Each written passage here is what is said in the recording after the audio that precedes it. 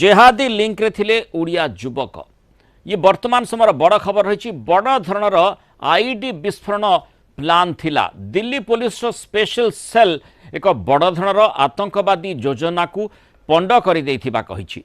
महाराष्ट्र ओडिशा बिहार रु 4 जन आतंकवादी को गिरफ्त करा जायछि। महाराष्ट्र रु 2 जन, ओडिशा रु जणे एवं बिहार रु जन को गिरफ्त करा जायछि। ओडिशार माने भुवनेश्वर गिरफ्त होइथिबा अभियुक्तर ना शेख इमरान बोली जना पड़ी। युवक माने गजवाए हिंद रे सामिल हेबाकू योजना करुथिले।